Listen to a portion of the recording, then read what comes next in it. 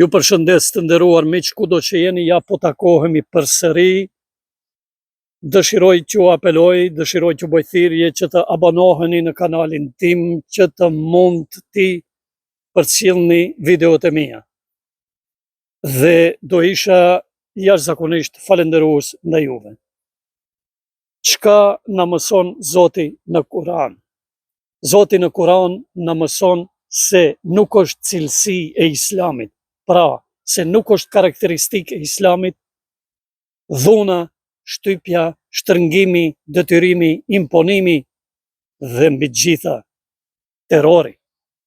Këto elemente, këto karakteristika janë shpikje të njerëzve ekstremistë, të njerëzve radikal, të cilët pikës pari nuk ja duan të mirën Islamit.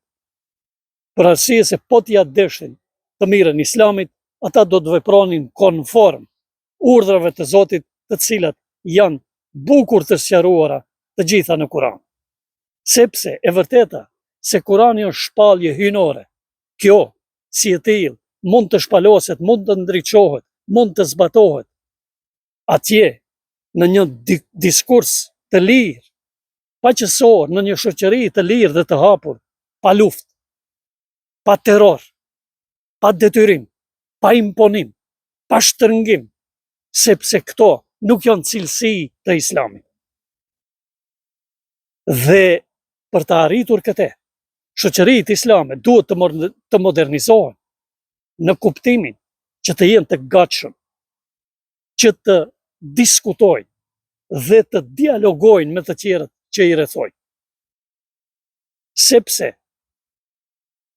një e arritur e tillë bëhet tek atëherë kur ne duhet të jemi të gatshëm dhe të pranojmë realitetin në të cilin jetojmë, dhe një pjesë e diasporës islame, e cila jeton në shtetet perëndimore, duke filluar që nga Amerika deri në Austri, janë shtete të cilat kanë pranuar me miliona musliman, si refugjat, si punëtor, si kuadro profesioniste, dhe të gjithë këtu në këto shtete e kanë të drejtën ta kultivojnë fenë e tyre, ta mësojnë fenë e tyre, fëmijët e tyre, familjet e tyre të jetojnë në Islam. Askush nuk ju pengon. Këtu ndërtohen xhami, këtu hapen xhami, këtu ka shkolla për të mësuar mësim besimin. Ndaj, edhe ata njerëz të cilët erdhën këtu dhe ju hap dera që ata të strehohen, që t'ju ikin bombave dhe granatimeve, ata u strehuan këtu dhe u pranuan më së miri, ndaj të çohesh, të ngritesh dhe të dalësh dhe të vrasësh njerëz të pafajshëm. Kjo nuk është cilësi e Islamit. Kjo më së shumti i shkon në dëm Islamit dhe muslimanëve. Pikë së pari, jo të tjerëve. Zoti neve na mëson në Kur'an që si besimtar musliman t'i respektojmë edhe fejet tjera, të cilat janë dhe jetojnë ose bashkëjetojnë me muslimanët, dhe me ata të jemi gjithnjë në diskutime dhe në dialogje konstruktive. Prandaj na bëhet thirrje në Kur'an dhe na thuhet kur të bisedoni me ata, si për shembull me idhtarët e librit, ose edhe me të tjerët, ne duhet të bisedojmë në mënyrën më të bukur, më të mirë, më të përshtatshme dhe më konstruktive.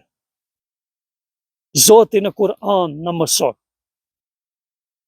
se Islami është kundër detyrimit në fe. Islami nuk e përkrah dhunën në fe. Në Kur'an ne kemi ajetin kuranor të famshëm, ku thuhet: La ikraha fid din, nuk ka dhunë, nuk ka detyrim, nuk ka imponim në besim. Ndaj kjo duhet neve të na shërbej si një udhërrëfim, si një bazë, si një fundament, nga i cili pastaj ne duhet të sillemi dhe të përshtatemi ambientit në të cilin jetojmë, por nëpërmjet dialogut. Lufta na është neve e lejuar si besimtar, si musliman, tek atëherë kur dikush na sulmon, por ne nuk e kemi të lejuar që të sulmojmë dikën, dhe absolutisht nuk e kemi të lejuar, jashtëzakonisht të ndaluar, është haram që ne të vrasëm njerëz të pafajshëm, të paarmatosur, të cilët as na kanë bërë të keqe, as janë duke na bërë keq. Prandaj, e gjithë kjo është kundër urdhërit më të lartë në Islam. Dhe ekstremizmi, apo ekstremistët e dhunshëm, radikalet, të cilët qohen dhe në emër të Islamit, në emër të fesë, veprojnë dhe terrorizojnë njerëz, janë mua ata të cilët janë kundërshtar të urdhërit më të lartë Islam, e që është besimi në një Zot dhe liria në fe. Pra, jo detyrimi, jo shtrëngimi, jo me vrasje, jo me terrorizim, ta detyrosh dikën që të besoj, që të bëhet si e ti, që të besoj dhe të ngjehet edhe ai të thotë se është musliman, të pranoj Islamin me dhunë. Kjo nuk qëndron, kjo nuk ekziston, sepse këtë e ndalon pikë pari Kurani. Pikë pari Allahu me ajet kuranore ka ndaluar një gjë të tillë. Allahu thotë në Kuran, bisedoni me ata, diskutoni me ata në mënyrën më të bukur. Pra, ju duhet të sqaroni dhe të shpjegoni fen tuaj në mënyrë konstruktive, jo me armë, jo me dhunë dhe bile, sikurse që ndodhi në raste, dhe sikurse që ndodhi raste i fundit në Australi, të vritën njerëz të pafajshëm, duke qëndruar në një plazh ose kudo që janë ata, janë për punën e vete private, por ti nuk ke të drejtë që në emër të Islamit, në emër të Zotit tim, në emër të fesë tim, më falni, që të dalësh dhe të vrasësh njerëz të pafajshëm, që nuk të kanë asnjë borxh dhe nuk të kanë bërë asnjë të keqe. Atje ku luftohet, atje duhet të shkosh të luftosh. Jo ti luftosh njerëzit ku janë me duar në xhepa dhe ku nuk presin që do t'ju vijë ndonjë plumë dhe ti del si një frigacak, si një tradhtar, si një vrasës mizor dhe vret njerëz dhe fëmijë civil, njerëz të paarmatosur. Dhe ti je musliman, ti je djalli i mallkuar, ti je shejtan dhe ja te i kalon edhe shejtanit. Prandaj, kjo lloj sjellje, kjo i dëmton pikë pari, kjo e dëmton pikë pari Islamin, kjo e dëmton pikë pari, i dëmton pikë pari muslimanët, jo të tjerët asesi. Dhe ju jep atyre shkas, ju jep atyre arsye, ju jep atyre argumente që ata të dalin thonë shikoni, kështu është Islami. Jo bre, kështu nuk është Islami. Islami thot la ikraha fid din. La ikraha fid din, më falni. Nuk ka dhunë, nuk ka detyrim, nuk ka imponim në fe.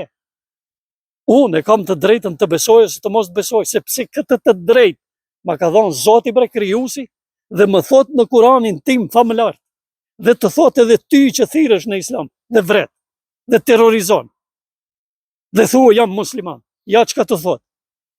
Ti ke fen tënde, unë kam fen time. Ju mbani fen tuaj, unë mba fen time. Prandaj, ti duhet ta mbrosh Islamin me vlerat me të cilët Zoti e ka stolisur. Dhe ata janë sjellje e mirë.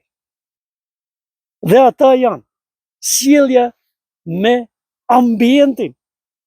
Pra sjellja me gjithë atë që të rrethon. Dhe muslimanët këtu mund të bëjnë shumë punë të madhe që t'i përkushtohen mirëqenies së njerëzimit, që të kenë përkushtim dhe të angazhohen për një mjedis, për një ambient më të mirë, më të pastër, për një barazi familjare, gjinore. Pra, të drejtat mes burrit dhe gruas të jenë të barabarta, mes prindërve dhe fëmijëve dhe anasjelltas, të angazhohen për një ndërgjegjësim të ndryshimeve klimatike që ndodhin gjithandej në botë. Dhe më në fund, të angazhohen dhe të përkushtohen, sepse jo pak multimiliardera musliman ka në botë, që të angazhohen në luftën kundër varfërisë në botë, kundër varfërisë në mesin e fëmijëve, në mesin e familjarëve, në mesin e nevojtarëve, në mesin e njerëzve të cilët janë me aftësi të kufizuara. Këtu mund të japim provimin ndaj Zotit një. jo duke terrorizuar, jo duke vrarë njerëz të pafajshëm në emër të islamit. Po kjo është katastrofë, kjo është skandaloze, kjo nuk ka të bëjë me islam. Dhe normalisht, kjo e njollos islam. Ndaj, hiqdor nga radikalizmi dhe nga ekstremizmi i dhunshëm, kjo nuk ka bazë, kjo nuk ka fundament në islam. Kjo gjithë ka tjetër. Kjo është gjithë çka tjetër, por islame nuk është. Ju përshëndes, ju lutem edhe një herë, abonohuni në kanalin tim, sepse unë mundohem që të shpjegoj të njëjtën që dëgjoni ju, ndoshta me 1000 herë, por në një mënyrë ndryshe dhe nga një këndvështrim paksa më kritik. Ju falenderit për dëgjimin dhe ju falenderoj që më dëgjoni gjithnjë. Dhe ju përshëndes kudo që jeni, ju uroj gjithat mirat, Zoti qoftë me ju. Takohemi në videot e radhës, insha Allahu Taala.